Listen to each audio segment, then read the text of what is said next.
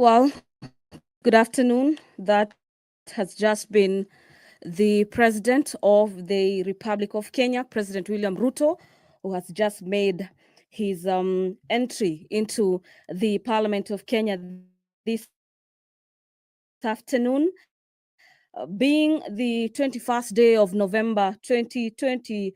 The President will be making his State of the Nation address.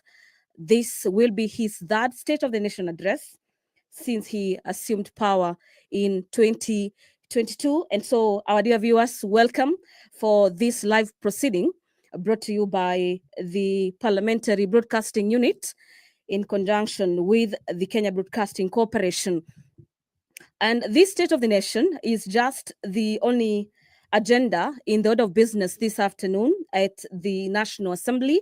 Remember, the President is addressing the nation through a joint sitting of the Senate and the National Assembly, popularly known as the bicameral parliament. And in the order of business this afternoon, immediately after the President makes his way into the chamber this afternoon, we'll be having a prayer session, and equally, that will be followed by convocation by the Speaker of the Senate, as well as by the Speaker of the National Assembly. And the Speaker of the National Assembly will then invite His Excellency the President to make his speech. Then that is, at that juncture, is when the President will make his State of the Nation address. And immediately after the conclusion of that, we'll have the House adjourning this afternoon, owing to the fact that the State of the Nation address is the only agenda lined up for consideration by the both houses of Parliament. And remember, this State of the Nation address will not be debated today, but has been allocated 4 days, beginning Monday next week, for debate by both houses of Parliament. And according to the ruling by the Speaker of the National Assembly, is that the President of the Republic of Kenya will be heard in silence by the members of the National Assembly, as well as members of the Senate and the dignitaries present. Our dear viewers, we already understand that among other guests who are accompanying the President for this third State of the Nation address is the Prime Cabinet Secretary, Honorable Musalia Mudavadi, as well as the Deputy President, Professor Kithure Kindiki.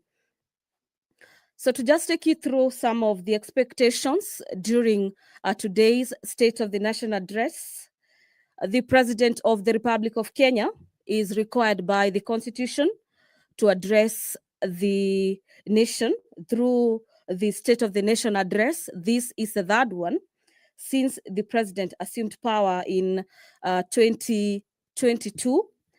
And the President this afternoon is expected to outline the successes in his government for the last 2 years that the Kenya Kwanza administration has been in power. We equally expect the probable challenges that have faced the government and the measures that the government will be taking to address some of the areas.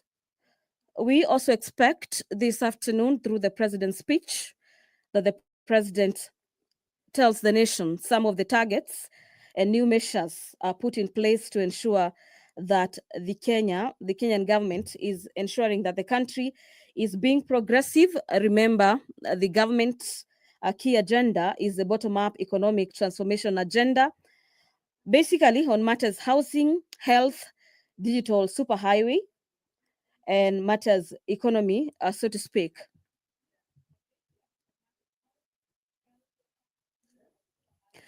The very first State of the Nation address was done on the 1st of 29th of September, the year being 2022. The second one was on the 2nd of the 9th of November, the year being 2023. And today being the third State of the Nation address is happening on the 21st of November, 2024. This is, so to speak, say a month after the swearing in of the Deputy President, Professor Kithure Kindiki. And if you're just asking yourself, what is this State of the Nation address?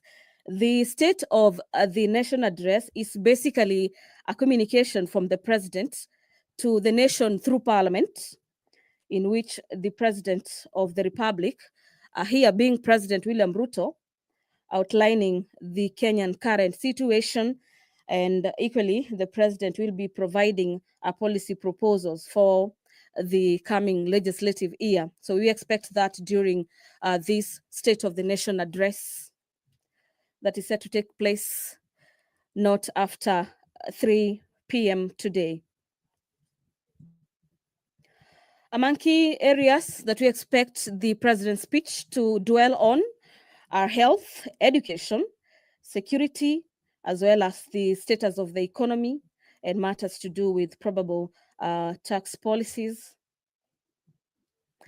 Remember, this third State of the Nation address comes at a time when there has been concerns about abductions and forceful disappearances and cases of femicide being on the rise. And we had the president just yesterday pledging to support the war against femicide with about 100 million shillings being the commitment of the executive that the country and the top in command is ready to slay this dragon of matters femicide.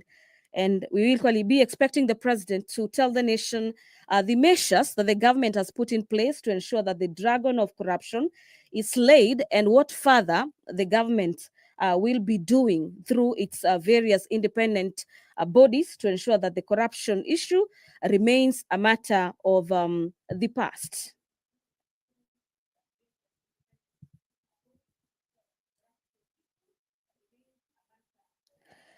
Well, during his last State of the Nation address, the president spoke on a number of issues. They included the steps that will be taken to improve as well as boost matters economy, create jobs. Remember, the country is facing the aspect of unemployment, especially among the youth, and the government having come into power with one of their key campaign agendas being addressing the area of unemployment in the country. We'll be expecting a report from the president in regards to how the country is doing on that area, as well as the steps being taken to further cushion the youth from a further unemployment crisis. We also be expecting the president to speak on matters health reforms. Remember, we are just shy away from the implementation of the SHA or SHIF, if you may like, on matters to do with the transforming the health sector. And we'll be expecting the president to address the nation in regards to how his government is looking into transforming the health sector and ensuring that every other Kenyan is accessing their health rights as enshrined in the Constitution, as well as matters agriculture in the areas of farming, as well as manufacturing. So this afternoon, all eyes, the whole nation is currently watching Parliament of Kenya this afternoon to hear from the president, who is mandated through the Constitution to address the nation every year. This is pursuant to Article 132, subsection 1 of the Constitution, that provides for the president to address a sitting of Parliament once every year. And our dear viewers, Article 132, subsection 1B and C further dictates that every year the president is expected to report in an address to the nation on the measures taken to achieve the realization of the national values of the Republic, and equally submit a report for debate to the National Assembly on the progress made in fulfilling the international obligations of the Republic. This report that will be submitted this afternoon is scheduled for debate from Monday next week. Remember, the National Assembly has already adjusted its sittings for the next 2 weeks, so to speak. And among the priority business is the consideration of the president's speech on the State of the Nation address.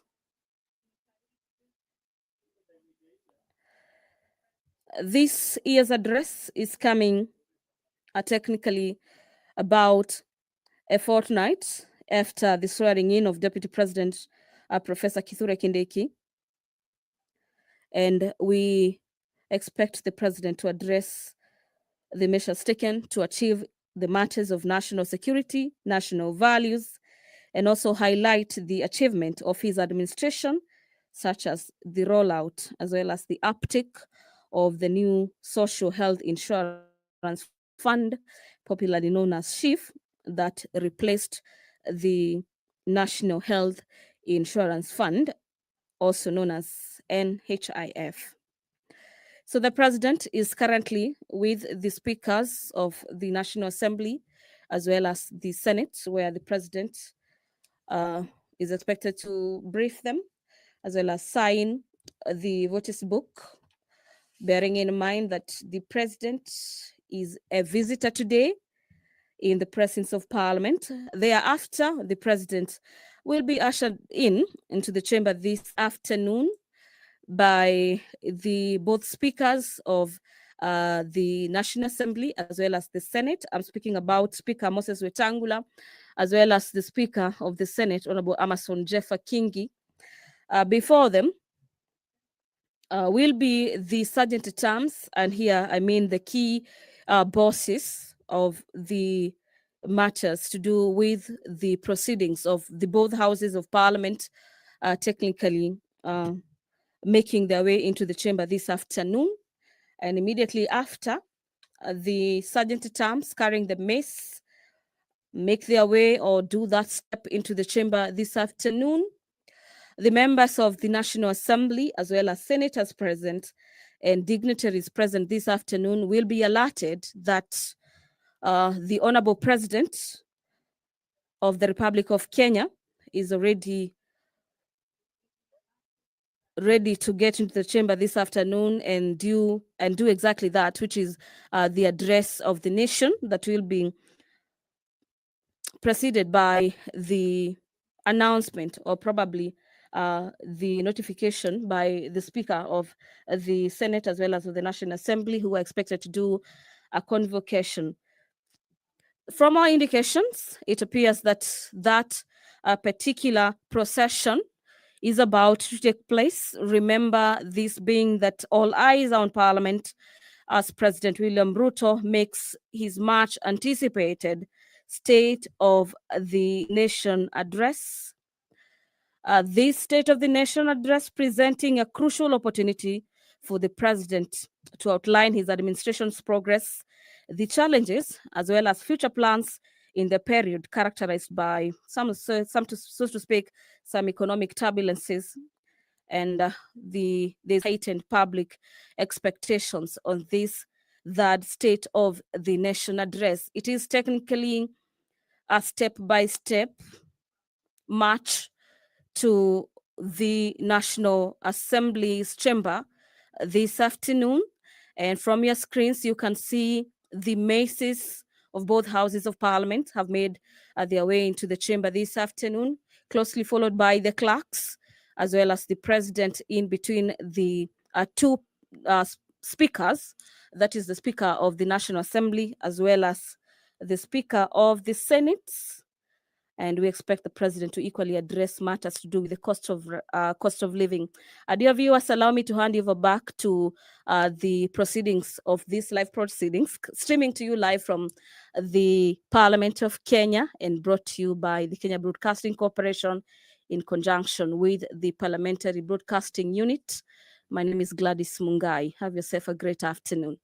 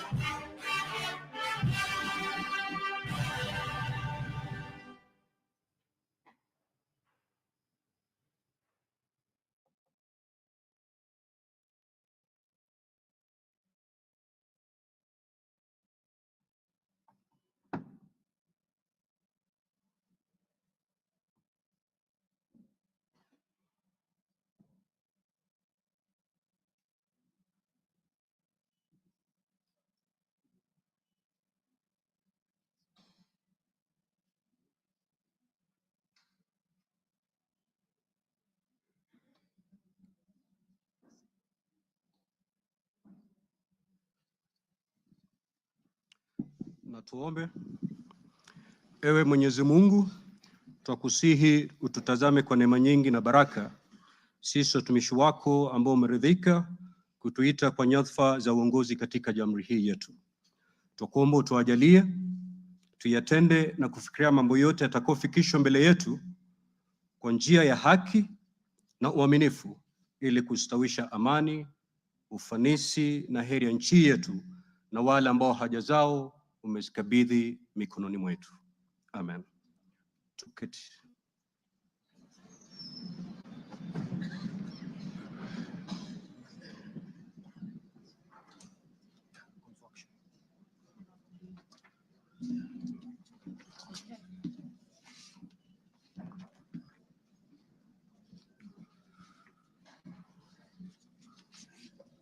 Order, honorable members. Let us all be seated. Thank you. Your Excellency, Honorable Dr. William Samoei Ruto, CGH, President of the Republic of Kenya and Commander-in-Chief of the Defense Forces, the Right Honorable Dr. Moses Wetangula, EGH, MP, Speaker of the National Assembly, honorable members of Parliament, distinguished guests, ladies and gentlemen. Article 132, Subarticle 1B of our Constitution provides that the President shall address a special sitting of Parliament once every year and may address Parliament at any other time.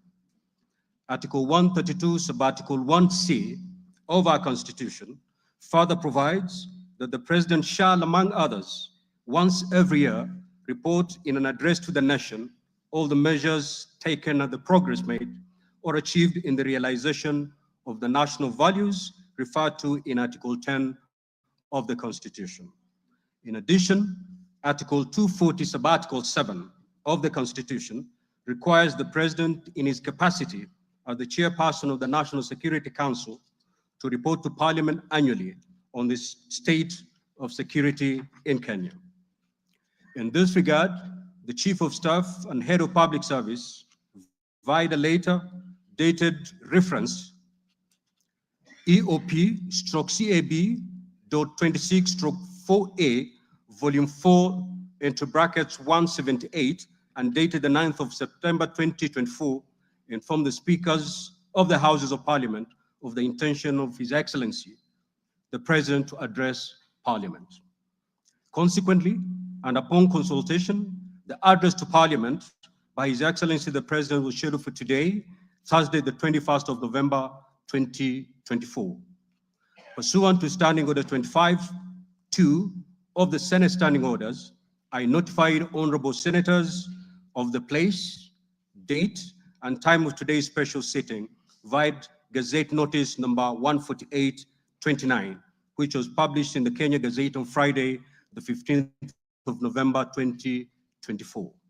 Further, together with the Right Honorable Speaker of the National Assembly, I notified all members of Parliament and the general public of today's special sitting via notices placed in 3 local newspapers yesterday, Wednesday, the 20th of November, 2024. Accordingly, honorable members, this special sitting is properly convened. I thank you.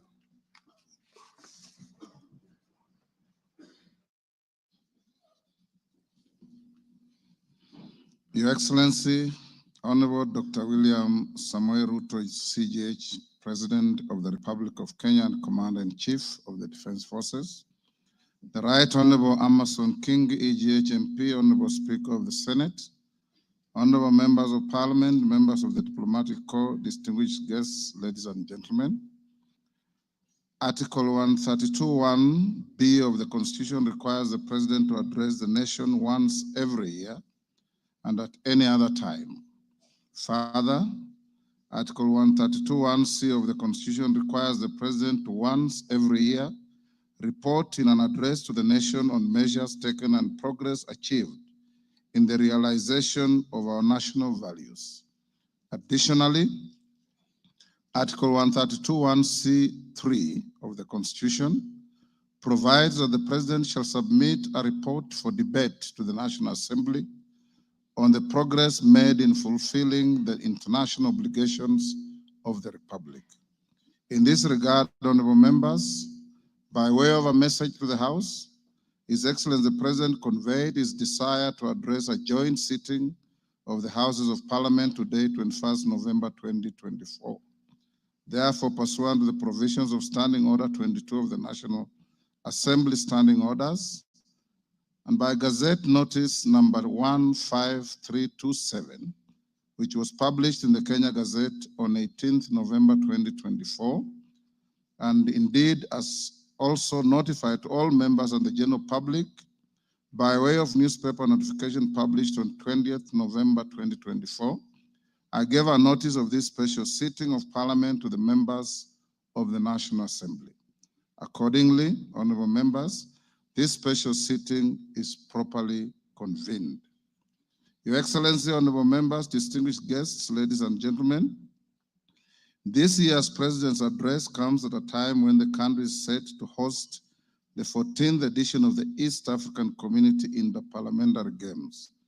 The Interparliamentary Games shall bring together participants from the member states of the East African Community and the East African Legislative Assembly, and are part of the deepening, widening, and tightening of the integration process. The Games are scheduled to commence next month on 7th December 2024 in Mombasa County, and all is set in readiness for these Games. Moving on, Your Excellency, it's in the custom of Parliament to recognize invited guests seated in our galleries. I therefore wish to recognize the following guests who are seated in the Speaker's row. Her Excellency Mama Rachel Ruto, First Lady of the Republic of Kenya, and other members of the First Family. His Excellency Honorable Professor Kithure Kindiki,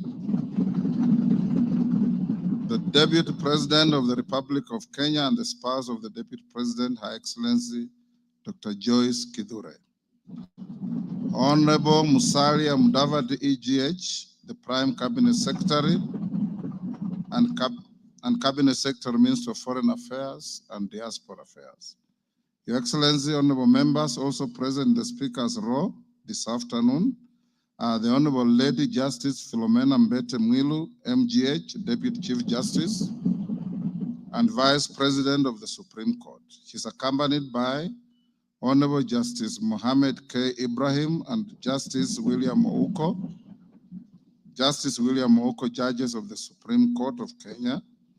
Also accompanying the Deputy Chief Justice are Honorable Justice Oscar Angote, presiding judge of the Environment and Land Court.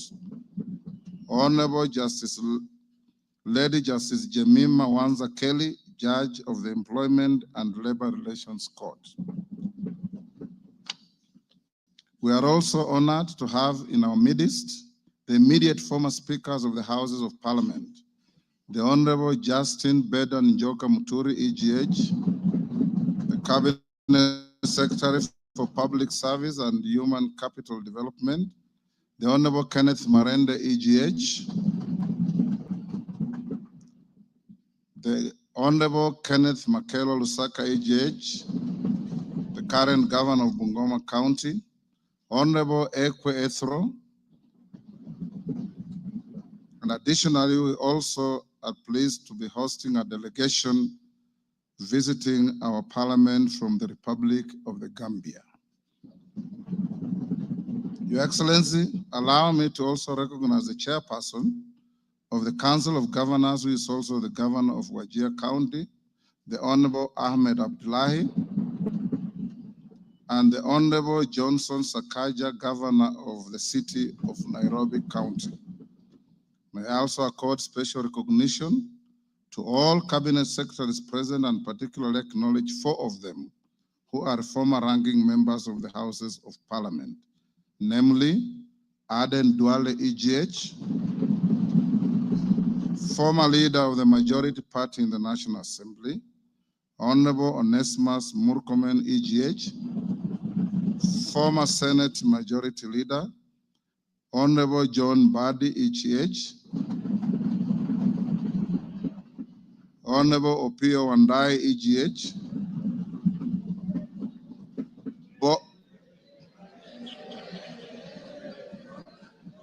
both former leaders of the minority in the National Assembly.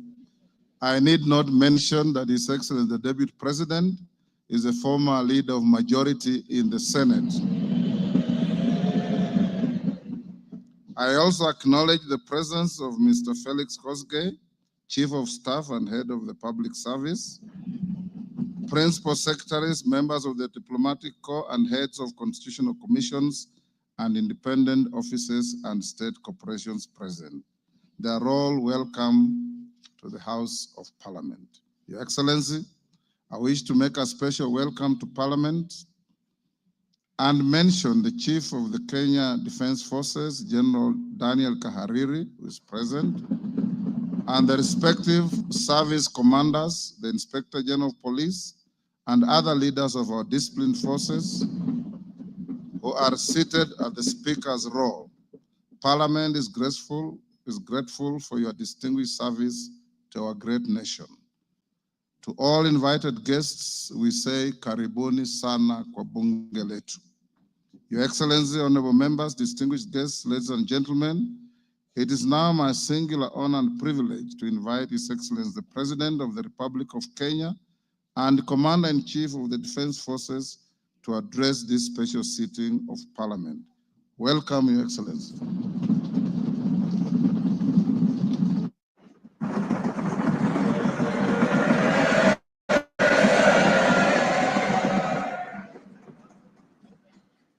Thank you very much, Mr. Speaker. The Honorable Speakers of Parliament, the Honorable Members, distinguished ladies and gentlemen, I'm honored to address you today in the fulfillment of the mandate vested in me under Article 1321C of the Constitution to report to you and to the people of Kenya on the measures we have taken and the progress we have made in realizing our national values and principles of governance, and to submit to you, honorable members, the progress made in fulfilling our international obligations. Since my last address, Kenya has undergone rapid change, occasioned by the collective awakening of the people in the understanding that the state of nation depends on the work we do individually and collectively. This realization extends not only to what we choose to undertake, but also to how we go about securing careers, livelihoods, and contributing to the grand enterprise of nation building.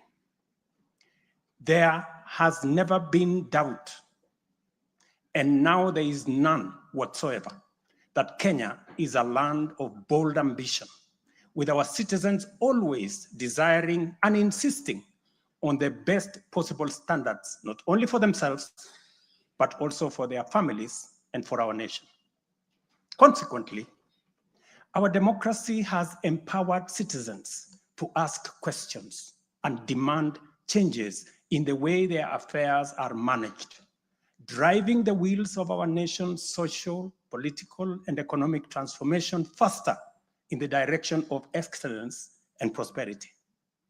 Rare are the times when leadership is ahead of the people.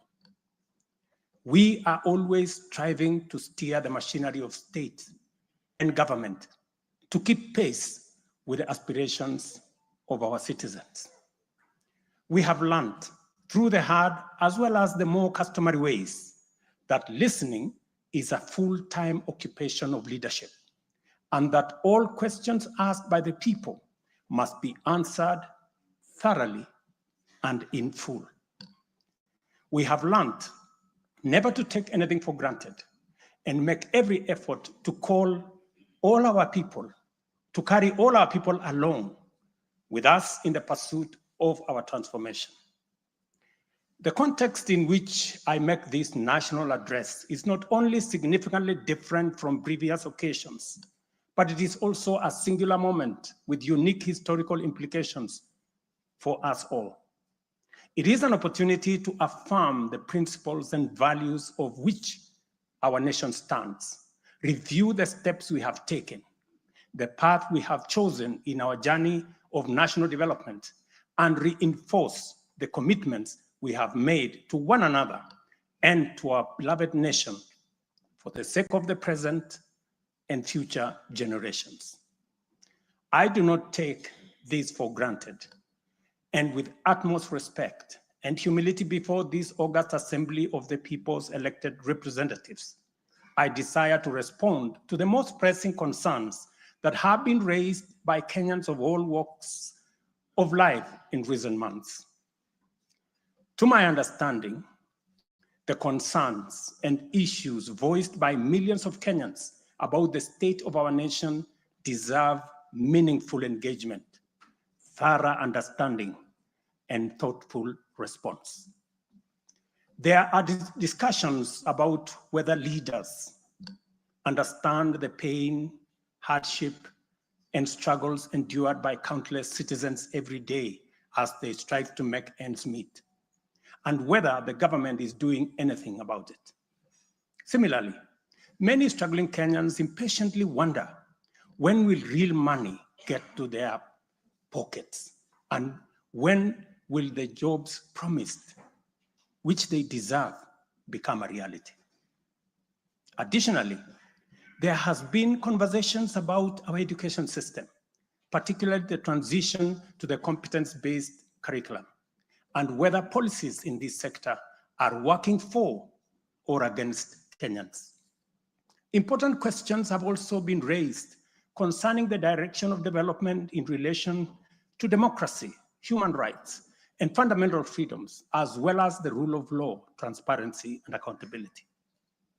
Another more direct question that emerges every now and then is whether public policy in this administration is in furtherance of service delivery to citizens or just in aid of political strategy.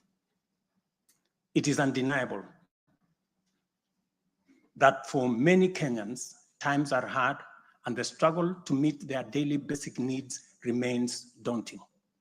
It is also true that these conditions have persisted for a number of years now, leading to much frustration and anxiety. Although we have gone a long way to mitigate some of these difficulties, much remains to be done, though we have laid a firm foundation for decisive intervention.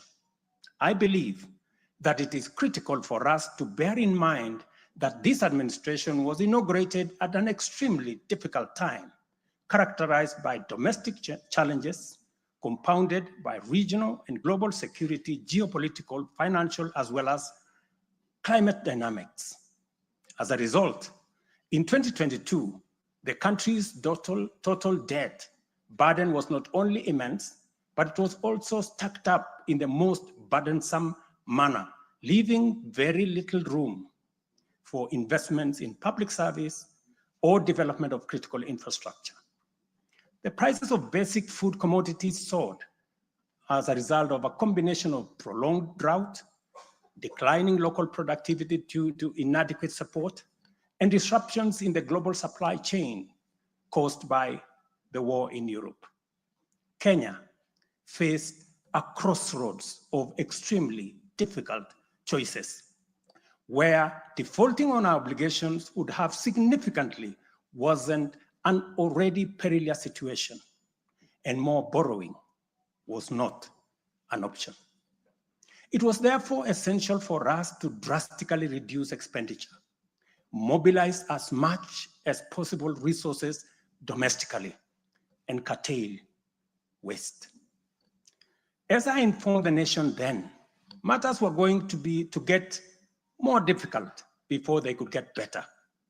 And we all had to tighten our belts and work hard under very unforgiving conditions.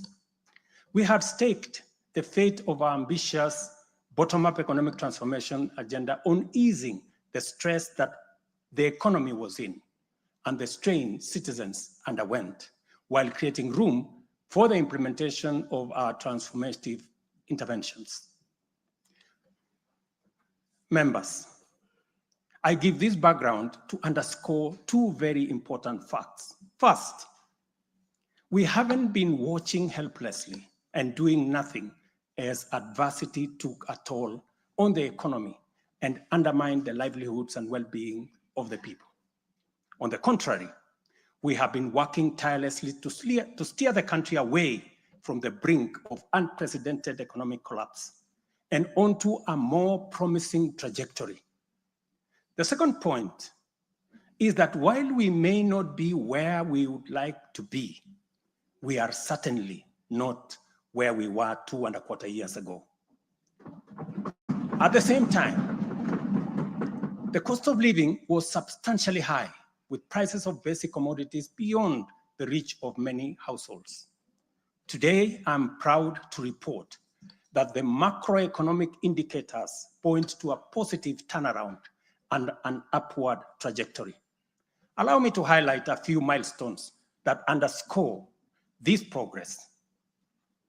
The shilling has stabilized significantly, appreciating from Kenya shillings 162 to the dollar in February 2024 to Kenya shillings 129 today, a remarkable gain of 20%. This recovery has restored confidence in our financial markets and significantly reduced the cost of servicing external debt, creating fiscal space for our development imperatives. Inflation has declined dramatically from 9.6% in September 2022 to 2.7% in October this year, the lowest rate in 17 years.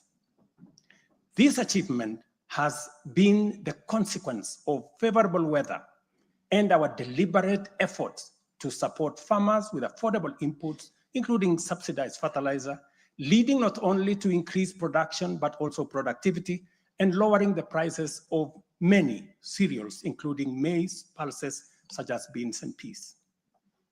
Our foreign exchange reserves have surged by US dollars 2.4 billion to hit a new record of US dollars 9.5 billion, providing a 4.8 month of import cover, the highest in 10 years. This resilience yields us or shields us from external shocks in the global economy and restores investor confidence. Ladies and gentlemen, interest rates are also trending downwards, reducing borrowing costs and freeing up fiscal space for growth-enhancing initiatives by business. Tax revenues have grown by 11.5% in the year to June 2024, reflecting the success of our tax-based expansion measures. The economy continues to grow steadily, recording a 5.6% growth rate in 2023, among the highest globally. We project 5% growth this year and 5.6% growth next year. Honorable members, our efforts to secure food security and stability are already bearing fruit. Since February, we have distributed subsidized fertilizer to 6.45 million registered farmers in 45 counties, enabling them to increase their yields. And this year, we have procured and through e-vouchers, distributed 7 million bags of both planting and top dressing fertilizer to boost food production across the country. This intervention will see a projected increase in maize production, for example, to a record 74 million 90 kilogram bags. We have also concluded long-term agreements with 11 suppliers of assorted fertilizers so as to make this commodity available all year round. Fertilizer for the long rains season will be stocked in outlets nationwide, ensuring our farmers are ready to plant, grow, and produce.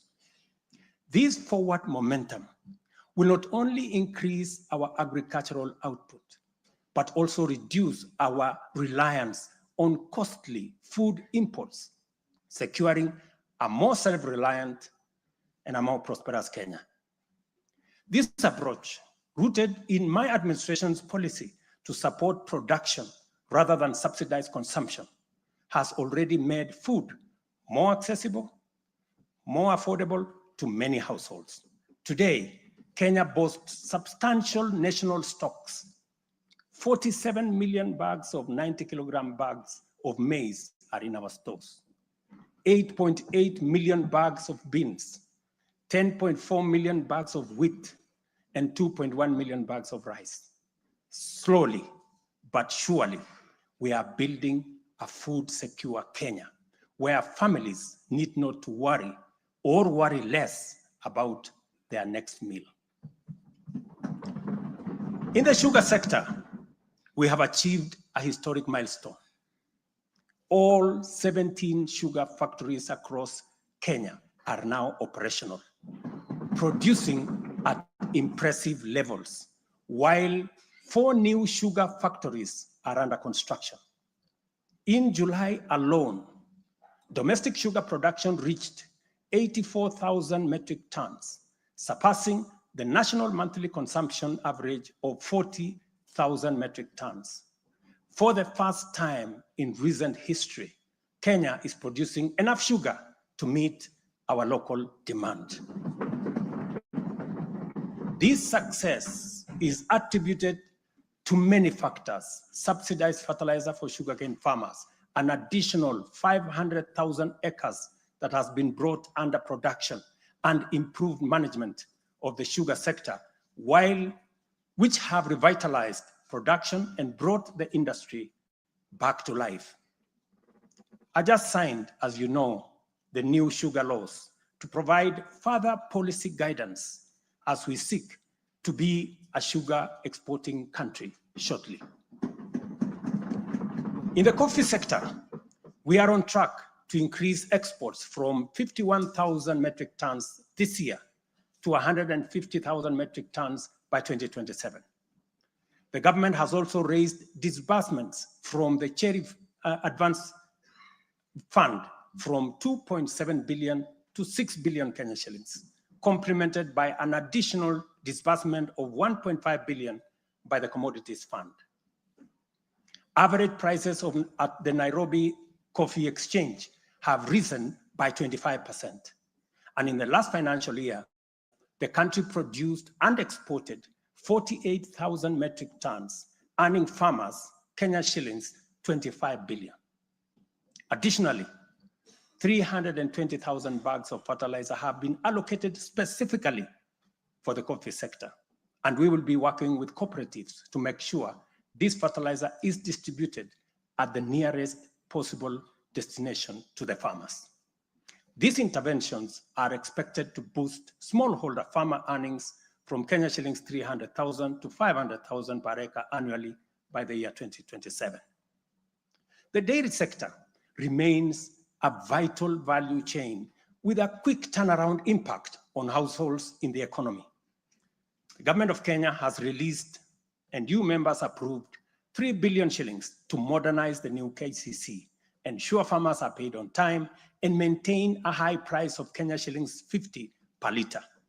As a result, intake to KCC has increased from 100,000 litres a day to 220,000 litres a day by last month. Other strategic interventions include the extension of duty-free imports for feed manufacturing raw materials, subsidized artificial insemination services, and the reduction of sexed semen costs from 7,000 to 2,900 through the Kenya Animal Genetic Resource Center.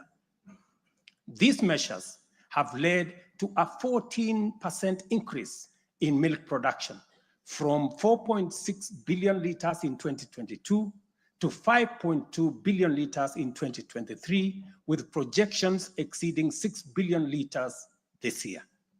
The value of exported dairy products has nearly doubled, rising from Kenya shillings 4.8 billion in 2022 to Kenya shillings 7.2 billion in 2023.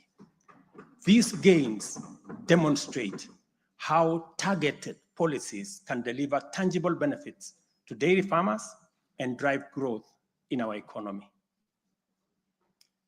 Honorable members, by 2022, the education sector was in a crisis with a lack of clarity in transition to the competence-based curriculum, a shortage of 110,000 teachers, and 23 out of 40 public universities were technically bankrupt and at risk of closure.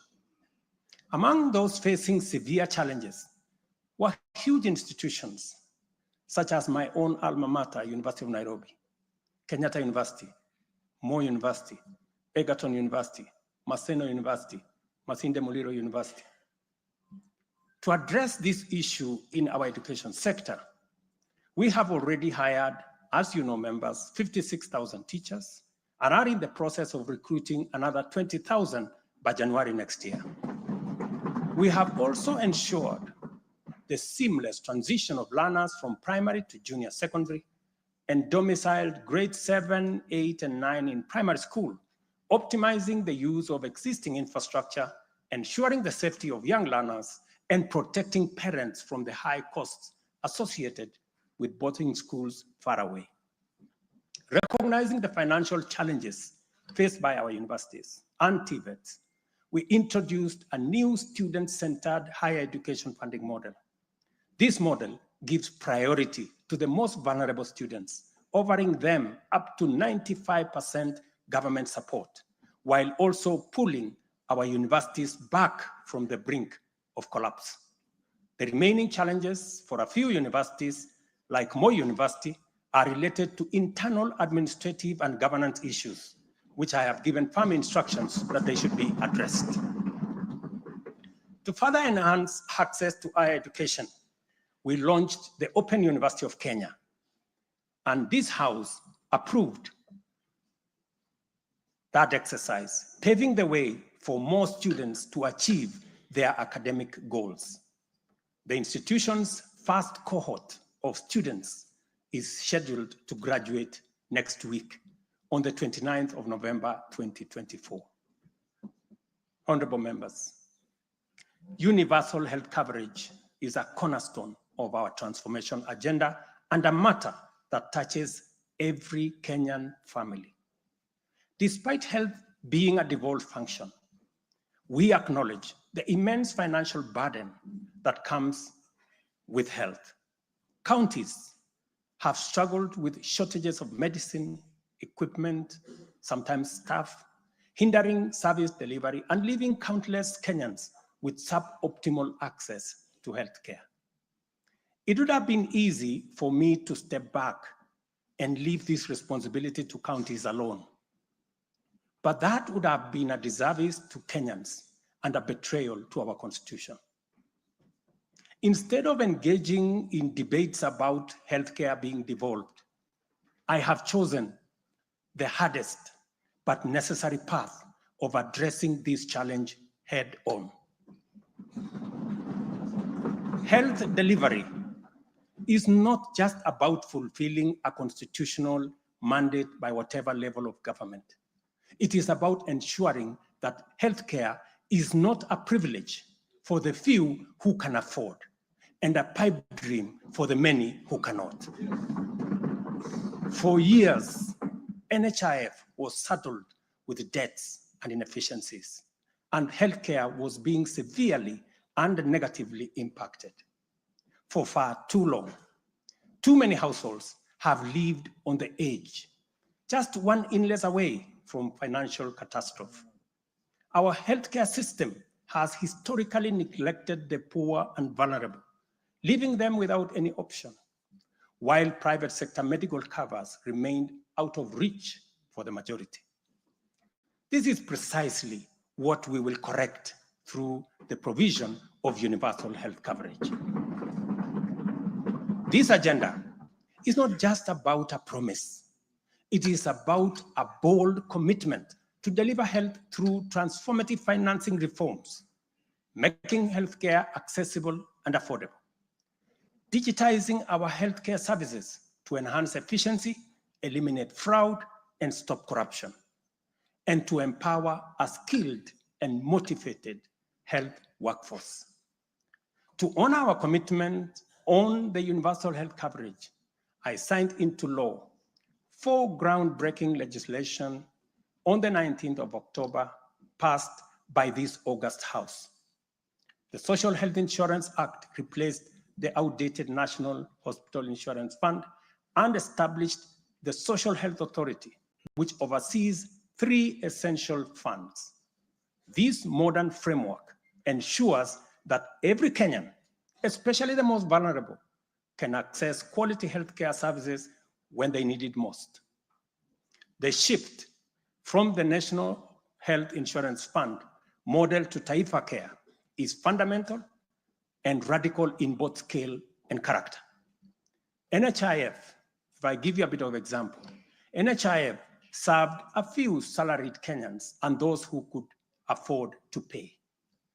But Taifa Care covers every Kenyan, regardless of employment or financial status.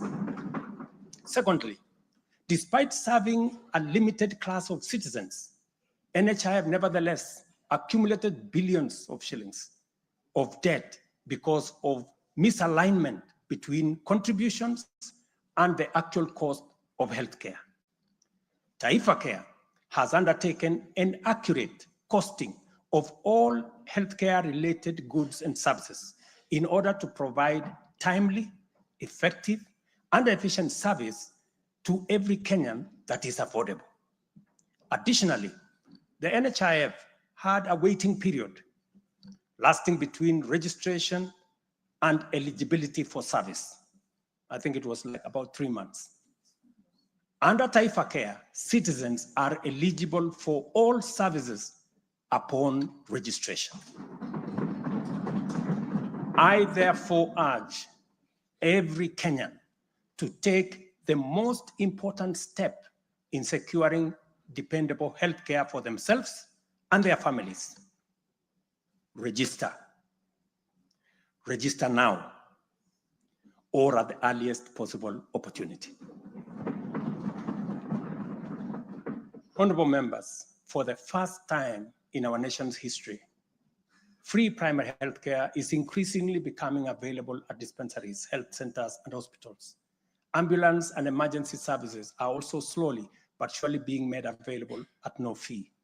Under Taifa Care, we have introduced a comprehensive benefits package that brings specialized care, such as cardiothoracic surgery, within reach for many Kenyans without the burden of financial strain. Through the Digital Health Act, we are revolutionizing healthcare delivery. Every step of the process, from registration, eligibility checks, to claims, is now digitized.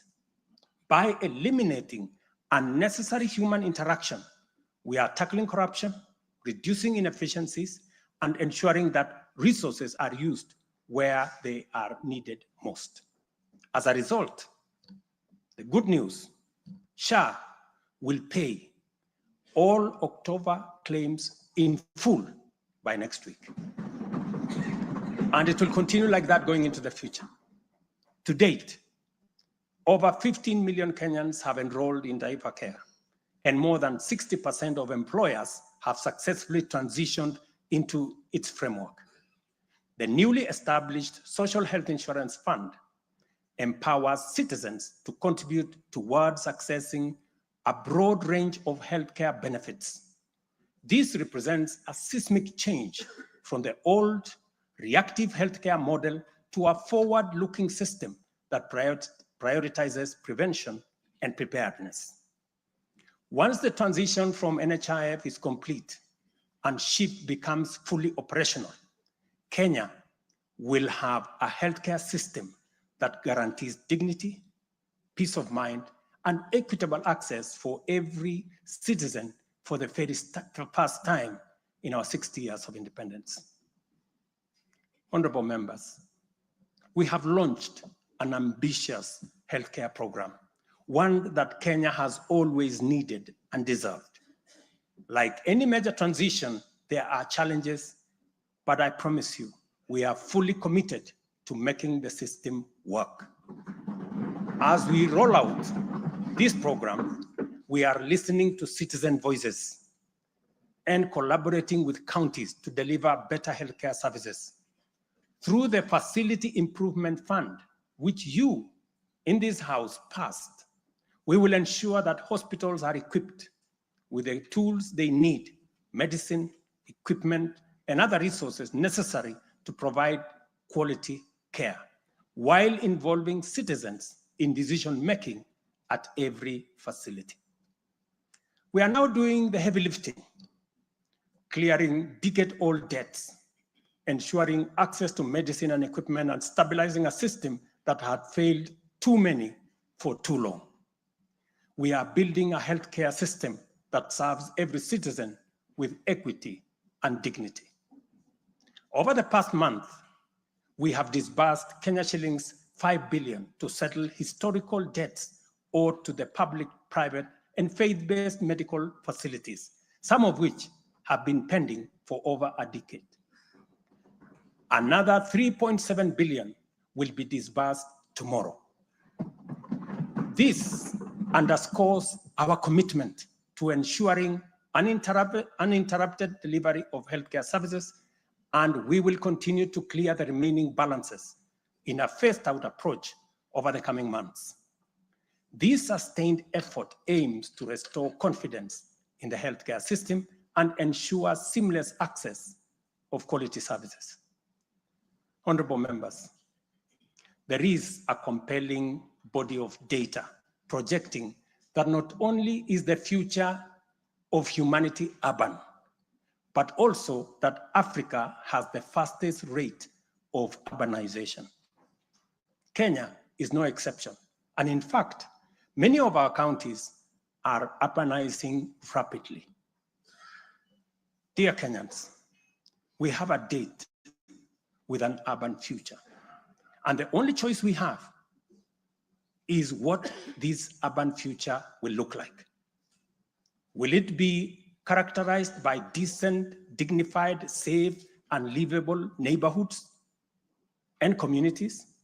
Or will it be haphazard, unsanitary, unsafe slum dwellings? This is the fundamental question that our affordable housing plan seeks to answer. Kenya has a serious housing deficit, and the cost of housing is beyond the reach of the majority. While the social and economic efforts of this shortage are far-reaching, rent as a component of the cost of living is unsustainable. People are forced to choose between enduring long, punishing commutes to faraway homes or taking up less desirable spaces within reach. Supplying the number of units required to fill the affordable housing gap requires us to undertake construction throughout the country at the rate of 200,000 new housing units every year for 10 years. Many people have asked why they should be interested in affordable housing project in rural areas. If you look around, you will witness the signs of our urban future. Land sizes are becoming smaller as the population grows in rural agricultural areas. To protect agriculture and food security from the effects of uncontrolled land fragmentation, urbanization must be planned and must be controlled. And the affordable housing program is therefore a vital component of integrated land use planning and development program that we are implementing throughout the country and in every county. Each unit of housing drives demand for different types of labor, professional services, and materials, bringing laborers, masons, bricklayers, artisans, electricians, and carpenters, as well as architects, engineers, and quantity surveyors, lawyers, real estate economists into the equation. Affordable housing is also a major opportunity for manufacturers, developers, and other industries.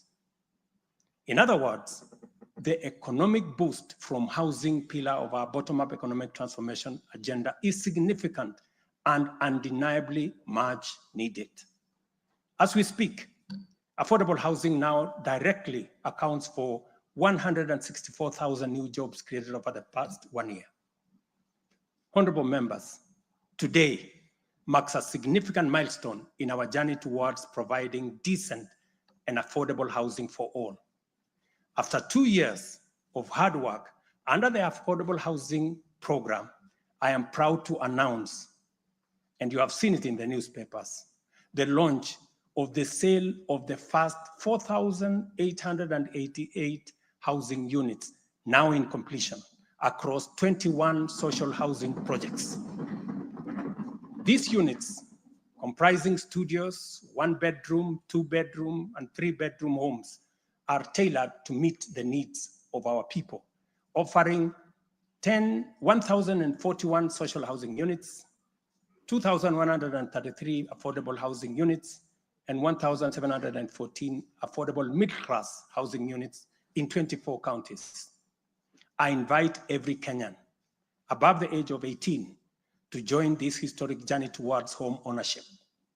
Guided by our principle of fairness, one ID, one house, every eligible Kenyan is encouraged to express interest, visit these developments, view the show houses, and engage with on-site staff who are already too willing to assist. The allocation process will be transparent and equitable, ensuring that every qualified applicant has an equal opportunity to own a home. Honorable members, as part of the government's endeavor to build a nation grounded in intergenerational equity, opportunities, and empowerment for all Kenyans, we have made significant strides in implementing another key pillar of our manifesto, labor migration. This initiative seeks to harness Kenya's abundant human capital by creating meaningful job opportunities abroad, empowering our citizens, and positioning Kenyan talent on the global stage.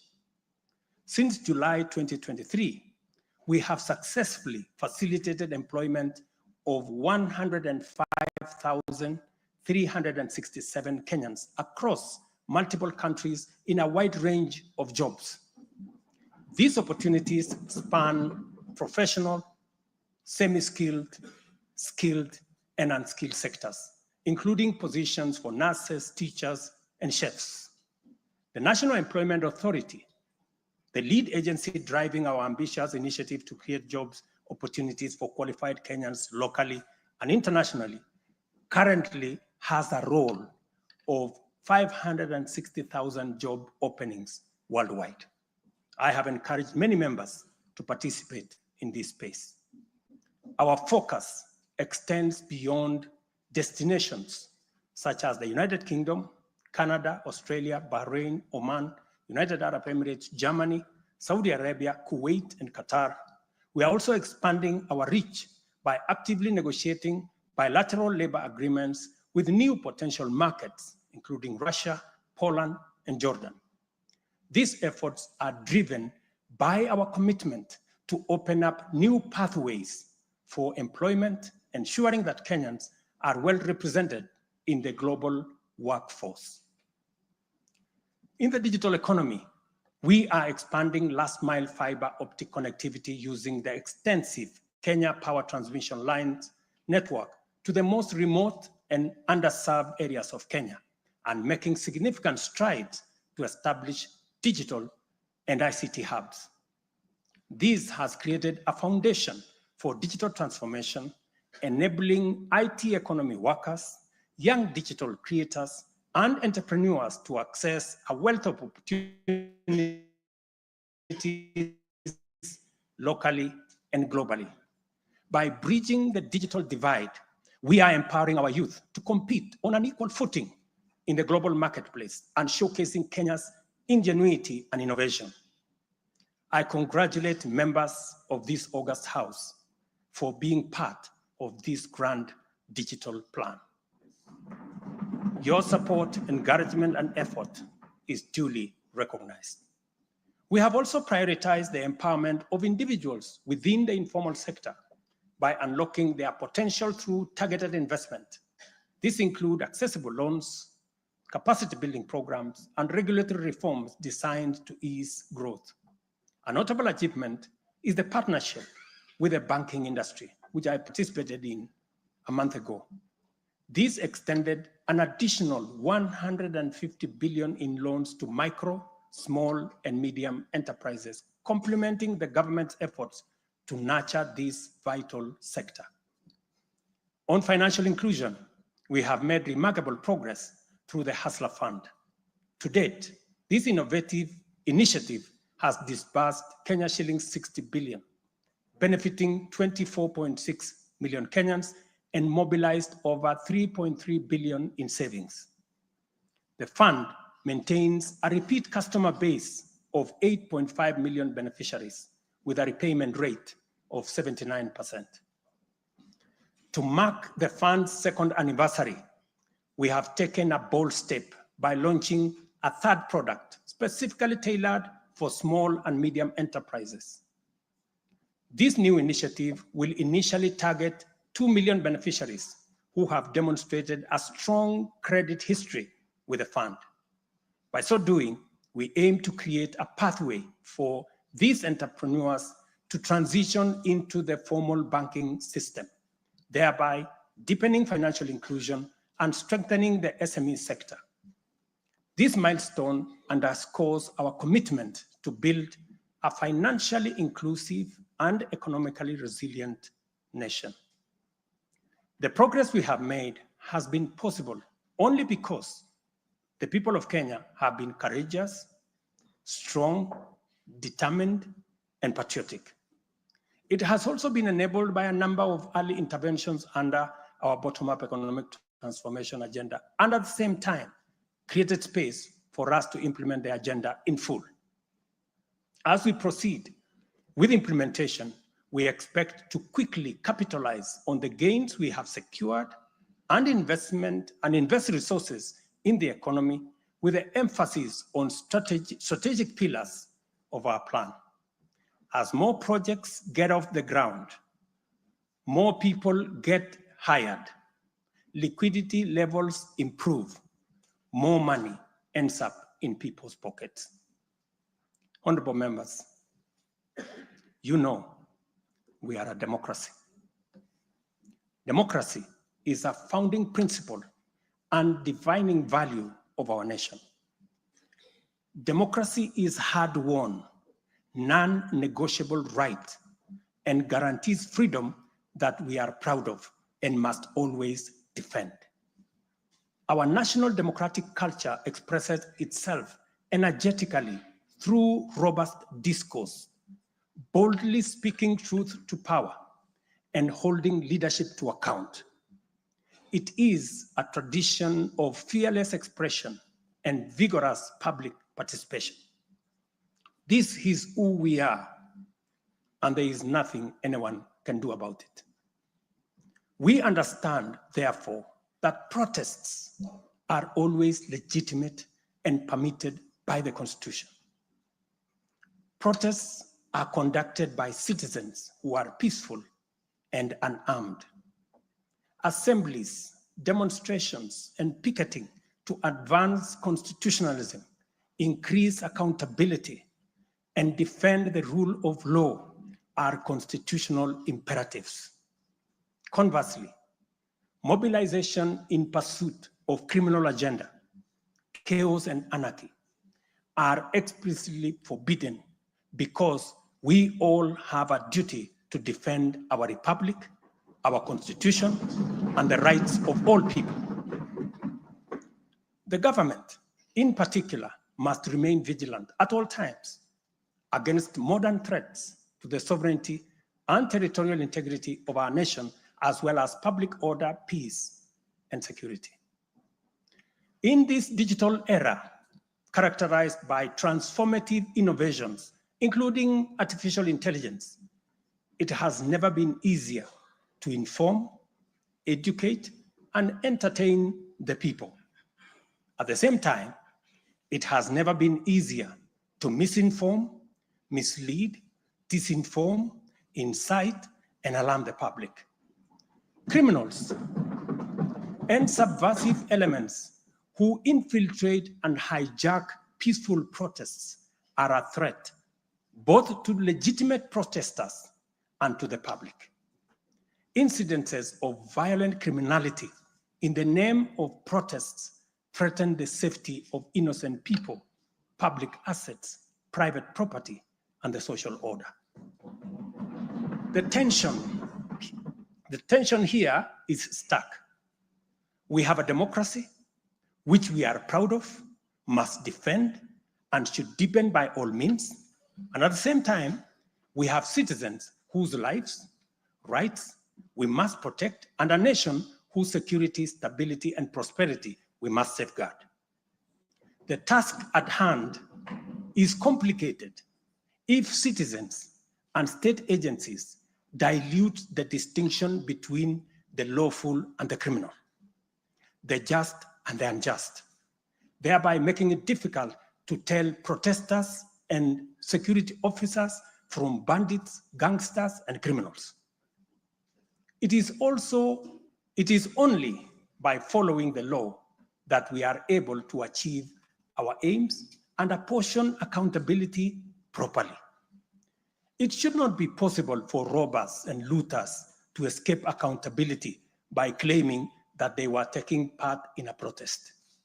Likewise, it should not be possible for security officers to wound, maim, or even kill citizens and claim that they were engaging violent criminals.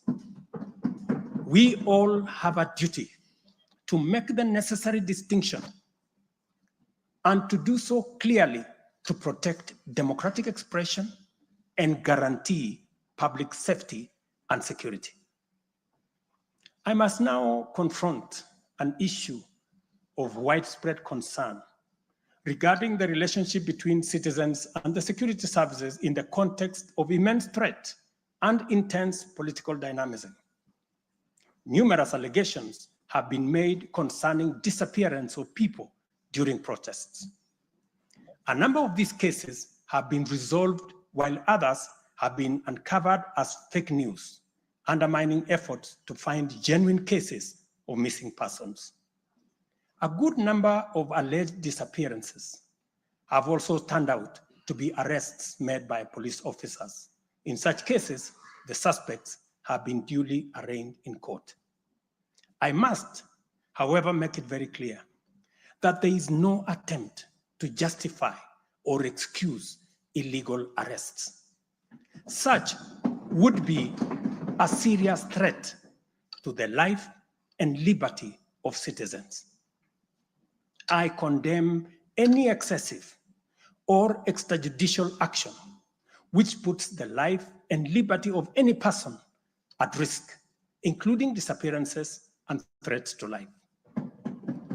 I urge all Kenyans with information about such cases to forward the information to the Directorate of Criminal Investigation and to IPOA, where they suspect members of the police service to be implicated.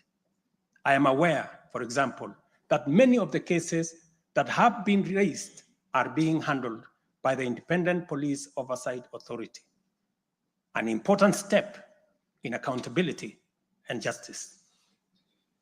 Many citizens, as well as various organizations representing and championing women's rights and welfare, have expressed concern about gender-based violence and the increasing cases of killings of female victims by male criminals motivated by primitive expressions of gender-based brutality and impunity.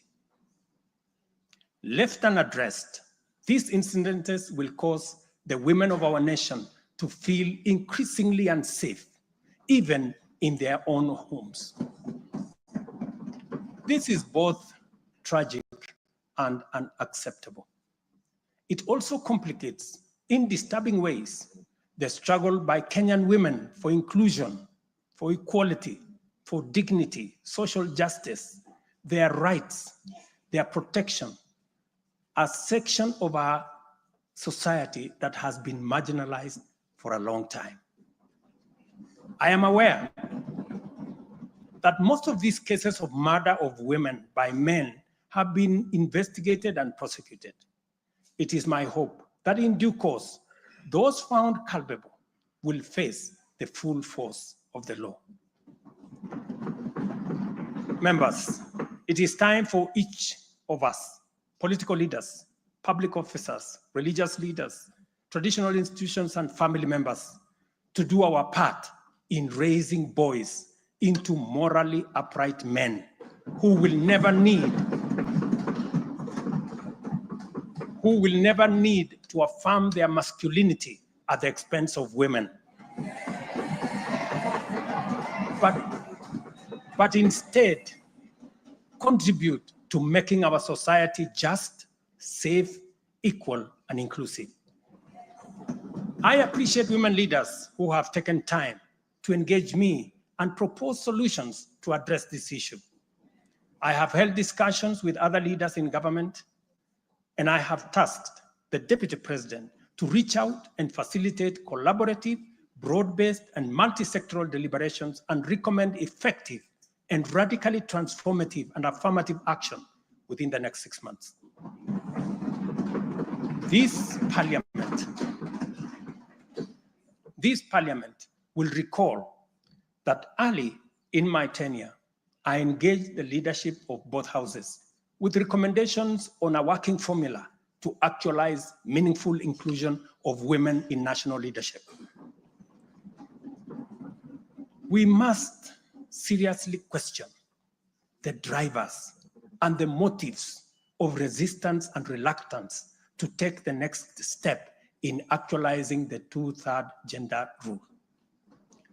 We must call out those who continue to sabotage this right of women to contribute to the governance of our nation. Women are not second-class citizens. They deserve equal representation at all levels.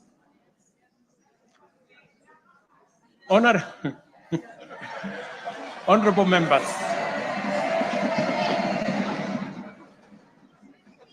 without a doubt, honorable members, without a doubt, every shilling of our national revenue matters and must be used to deliver maximum value to Kenyans. Wastage, corruption, and the abuse of office are grave risks to national transformation and a direct threat to the well-being of the people. I have given my full commitment to serve as a responsible steward of public resources. To begin with, I have championed the automation and digitization of government services and revenue collection to promote transparency, seal loopholes that lead to revenue losses, enhance accountability, and eliminate opportunities for corruption, therefore improving efficiency, transparency, and integrity.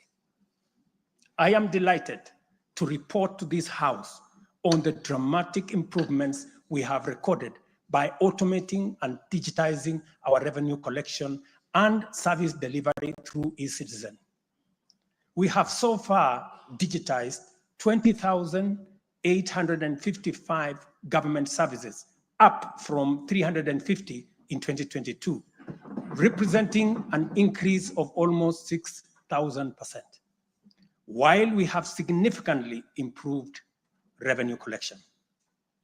Take the case of Kenya Wildlife Service, whose total revenue for the year ending June 30th, 2023 was 5.3 billion. But after implementing a digital revenue collection system, the revenue grew to 7.6 billion in the year ending June 30th this year, representing a 43% increase. This initiative alone has firmly put KWS on the path to self-sufficiency, freeing the corporation from reliance on exchequer support. I commend the teams at KWS, as well as all other government institutions that have leveraged technology and the digitization process to improve revenue collection.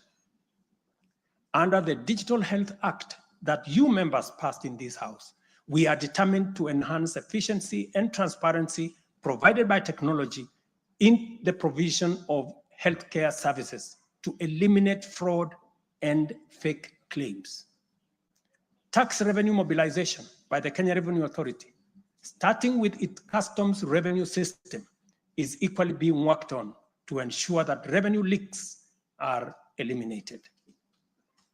Because corruption is a serious risk to social justice, sustainable development, and national security, and the bottom-up economic transformation agenda, I am harnessing our working relationship with other arms of government to encourage the judiciary and parliament to enhance integrity and efficiency by adopting digitization and automation.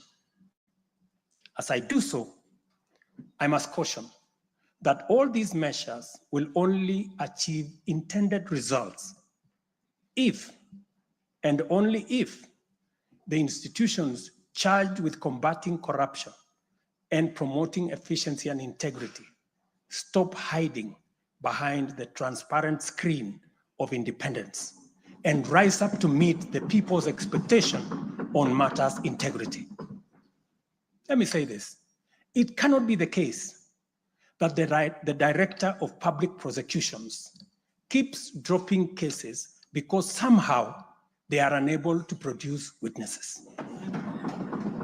It cannot also be the case that corruption suspects rush to court to obtain anticipatory bail that shields them from due process and enables them to compromise investigations. There is also no reason for corruption cases to drag in our courts for years, when the same courts are able to determine election petitions and related disputes within 6 months. Members, it is also unacceptable for the Houses of Parliament to deny the nation a much-needed instrument in the war against corruption by continuing to sabotage the passage of the Conflict of Interest Bill.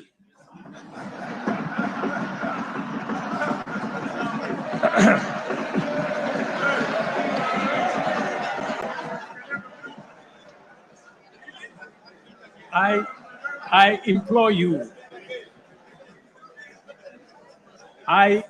you, honorable members,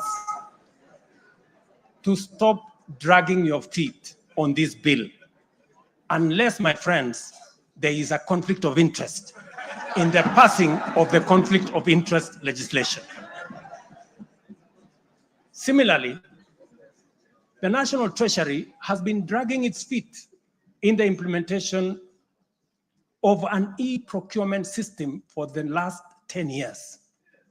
Today, I have directed the National Treasury to roll out the e-procurement system by the end of the first quarter of 2025 and ensure that going forward, only procurement undertaken through this system is sanctioned and paid for.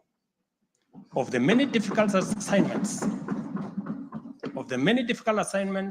I have undertaken, this fight against corruption is one I now take on with resolve going forward. Let this serve as notice to all.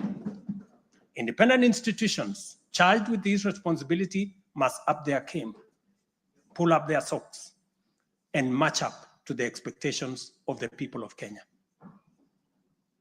Honorable members, I have stated in the past and now reiterate today that in the face of undisputed evidence or credible information on corruption, I will not hesitate to take decisive action. Accordingly, I now direct, in furtherance of the principles enshrined in Article 10 of the Constitution on transparency and accountability, and based on new information provided by investigative agencies and partner nations, that the procuring agencies within the Ministry of Transport and the Ministry of Energy and Petroleum immediately cancel the ongoing procurement process for the JKIA expansion public-private partnership transaction, as well as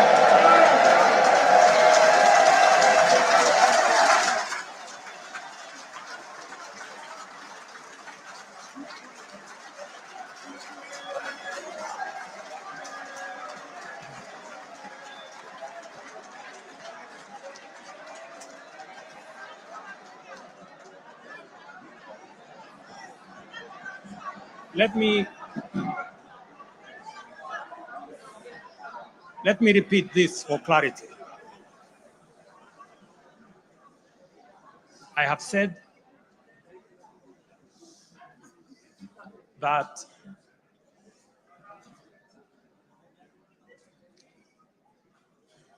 provided, because of the information that has been provided to us by partner nations, I have directed agencies within the Ministry of Transport and the Ministry of Energy and Petroleum to immediately cancel the ongoing procurement process for JKI expansion public-private partnership transaction, as well as the recently concluded Ketrago transmission in public partnership procurement process.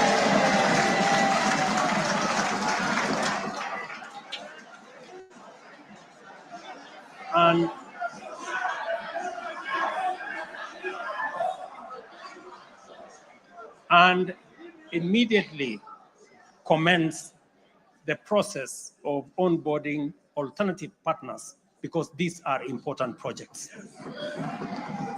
Honorable members, the work of taking our nation forward is our collective responsibility as citizens. For this reason, we value the contribution of all, whether they come in the form of support or encouragement, suggestion or proposal, criticism or protest. I believe that the most powerful component of leadership is listening and learning. Therefore, I engage with you and listen to all citizens, their elected leaders, public officers, administrators, teachers, and other professionals, learners and the youth, farmers, fisherfolk, pastoralists, traders, craftsmen, artisans, nurses, doctors, community health promoters, and workers across all types of sectors in every sector. I listen too to religious leaders, the civil society, industrialists, entrepreneurs, and professionals. Their contributions and everyone else's have my full attention and commitment to respond through positive, affirmative action that takes the national transformation endeavor forward. I commit to continue listening and acting, to engage, debate, deliberate with you, and to take your input into consideration in serving our nation. By design, the bottom-up economic transformation agenda is defined by its capacity to elicit feedback in the course of implementation and incorporate the same in making improvements and further progress. With every input from stakeholders, our ability to drive progress increases. By listening to you and to every Kenyan, I am able to serve this nation better. As we take part in this necessary discourse, I want to make one thing very clear. I'm fully invested in the success of the strategies, policies, programs, and projects under our plan. For this reason, I am committed to do all it takes and work with every willing Kenyan until we succeed, because failure is not an option. Given the challenges our nation has faced, it has become clear, honorable members, that overcoming these obstacles requires the collective energy, the collective wisdom, ideas, and goodwill of Kenyans of all political, cultural persuasions, religious beliefs, and walks of life. The wisdom of entrenching national unity and inclusivity as a national value in our Constitution is clearly evident. Our diversity is our source of power. And this moment in the history of our nation calls for radical collaboration to transcend our challenges. We do not have the luxury of magnifying our differences. It is time for all of us to pull together and usher the nation into the future of our dreams. With this in mind, I initiated extensive consultations with leaders from across all divides, public and private. Through these engagements, we resolved to reimagine unity and inclusivity and harness the full potential of our nation through bipartisanship, which culminated in the formation of the broad-based cabinet. The imperative to accommodate the contribution of leaders across the aisle inspired us to constitute the broad-based government, a partnership based on shared purpose and premised on a commitment to bring our national values into action to turbocharge the implementation of the transformation of our nation. Being a farmer myself, transformation is like farming. A lot of resources are invested in plowing the land and planting the seeds, after which there is nothing to see for all the work except stretches of bare earth. Impatience might lead to anxiety and lamentation of the waste of effort in seed buried in the earth. However, after a brief wait, seedlings sprout, requiring close attention, weeding, and patient tending into the crop that will be ready for harvest. So is economic transformation. It requires hard work, investment of resources, patience, and faith. We have planted the seed, and all over the field, it is beginning to sprout. While admittedly, there remains much to fulfill, our collective hope to deliver the national economic transformation that this nation so dearly deserves is on course. I am proud to declare that we have also made undeniable progress in building on the strong foundation laid in previous years and getting the National Development Project off the ground. Honorable members, from the reports that I have the honor to table for your consideration and debate, there is reason to be optimistic that our forward march is unstoppable and that our capacity and commitment to live and work by our national values and principles of governance are stronger than ever before. Our nation is a proud member of the international community, making our contributions to the global progress boldly and with great determination. We stand collectively facing the dawn with confidence that our expectations of a bright daylight is not in vain. In summary, honorable members, and all fellow citizens, the state of our nation is resilient. And now, honorable speakers, it is my pleasure to submit to Parliament the following 3 reports as required by the Constitution. Number 1 is the report on all measures taken and progress achieved in the realization of national values. The second, report on progress made in fulfilling the international obligations of the Republic of Kenya. And the third, report on the state of our security. Now, therefore, I hand over the reports to the Speaker of the Senate and to the Speaker of the National Assembly. Thank you all. God bless you, and God bless Kenya.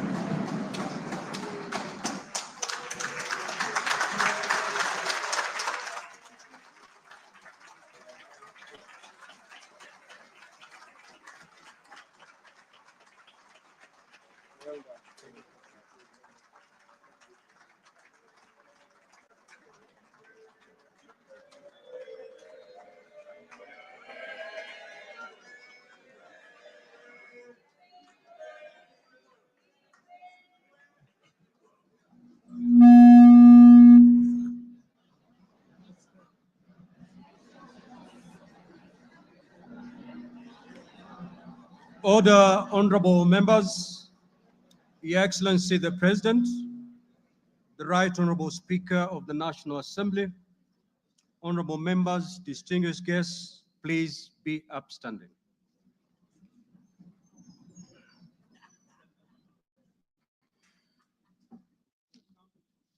Business of the day, and it is now time to adjourn. The Senate stands adjourned until Tuesday, the 26th of November, 2024 at 2:30 p.m. in the Senate chamber. Honorable members of the National Assembly, the National Assembly now stands adjourned until Monday, 25th November 2024 at 2:30 p.m. May I also take this opportunity on Monday. I repeat, the National Assembly stands adjourned until Monday, 25th November 2024 at 2:30 p.m. May I take this opportunity to invite all honorable members and our guests to a reception at the Parliament courtyard. May I also request all of you honorable members and our guests to remain standing in your places until the procession of His Excellency the President and the speakers of the two houses leave the chamber.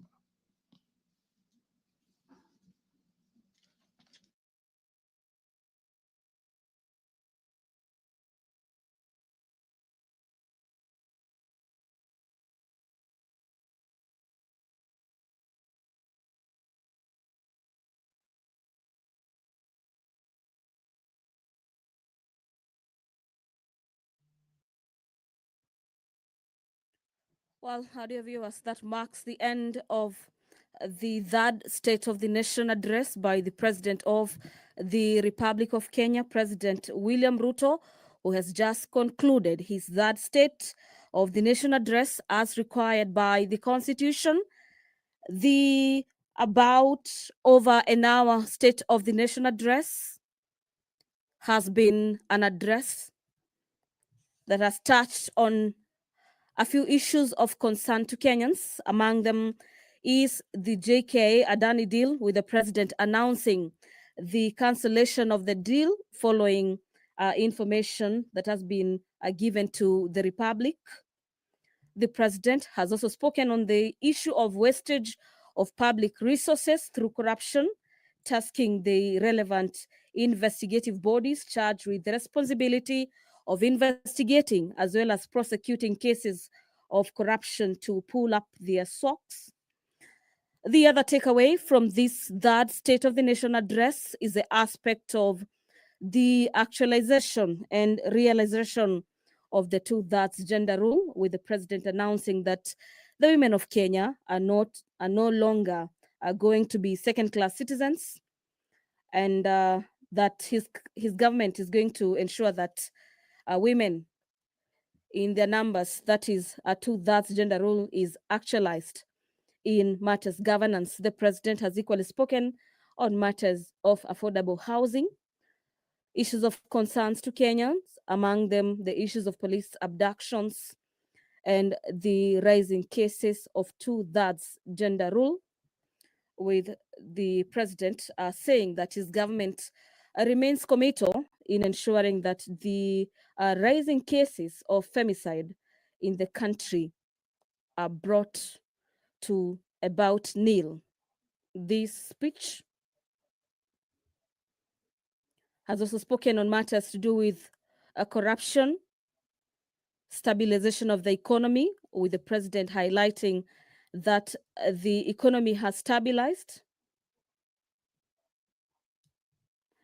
On matters corruption, the president has spoken on the issues of those charged or alleged to have committed corruption cases, rushing to courts to get anticipatory bails. The president says that is compromising matters investigation and derailing justice to the public owing to the fact that their monies has been stolen by a few persons expected to uphold the integrity of the offices that they hold. Well, that's marking that State of the Nation address. The president has ended his address by submitting the 3 reports required of him by the Constitution to be tabled to Parliament. Among the reports is the report of the state of the security of the country. And dear viewers, on behalf of the production team that made this live production possible, allow me to hand over back to the broadcasting house for our viewers watching on KBC Channel 1. My name is Gladys Mungai. Have a great afternoon.